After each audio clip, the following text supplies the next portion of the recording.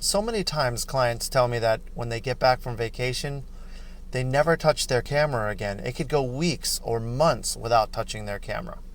I think part of the problem is that they take that camera, they put it in a camera bag, and they take that camera bag and stuff it in their closet, never to be seen again. I just got back from Moab, Utah, and I'm determined to not let that happen.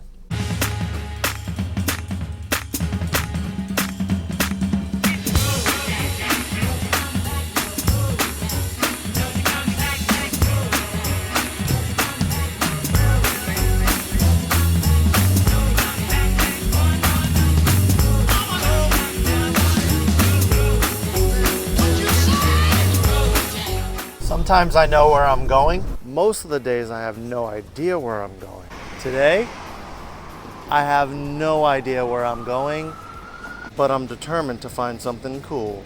So I've made it up to this loft area here, and in the background here you could see a ton of architectural elements. I feel like I'm getting warmer. I've got nice lines, I've got repeating patterns, I've got a pretty sky, I've got some cityscape in the background. It's all looking pretty cool, but it's not quite grabbing me just yet. But I'm getting warmer. If you're one of those folks that throw your camera in your camera bag and then stuff it in the closet never to be seen again, here's my tip for you. Leave your camera on the kitchen counter or somewhere where it's accessible regularly. Throw your bag in the closet, that's fine, but leave your camera out. That way you're more likely to shoot with it when the moment arises. So I've been looking for a spot for a little while now. It's 1 o'clock in the afternoon. Not the best time to shoot a photograph considering that the sun is right above me and today happens to be really, really hot. I stopped to photograph and do some video work of another project that I'm working on from that location that we were just at just a second ago. And as I was wrapping things up, getting ready to leave, I took a look to my left and realized there's a really nice picture here. So directly right in front of me is an awesome building. I love architectural elements. I love lines, I love symmetry, I love asymmetry, I love it all. Anytime I can get my hands on something that's architectural, I definitely lean towards that direction. Luckily for me, there's a really killer spot right here with lines. So what I'm looking to do here is probably compose this picture so that the bottom of the stairs are right at the bottom rule of thirds here. I'm shooting with a wide angle lens, a 17-40 lens, and I'm all the way out to 17 millimeters. That's as wide as I could get, but that gives me just the right amount of width that I'm looking for. It keeps the stairs right at the bottom rule of thirds, which is fantastic, and it allows me to see all of the lines out to my left and to my right. It also gives me the ability to see some of these really cool puffy white clouds that are in the background, and I'll decide what I'm going to do with those later in post-production. But so far this is looking pretty good. Simple, clean, exactly what I like. But as I mentioned earlier, when I'm shooting in the middle of the day like this, one of the things that I love to look for is black and white, because the sky is just way too bright for what it is right now.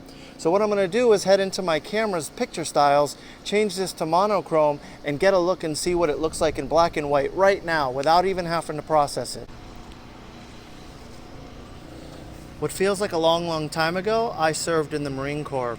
And in the Marine Corps, we had a motto: improvise, adapt, and overcome. Remember that project I said I was working on before I was about to leave? Well, it was some video work, and I needed a slider. And I don't have a slider. But my daughters do.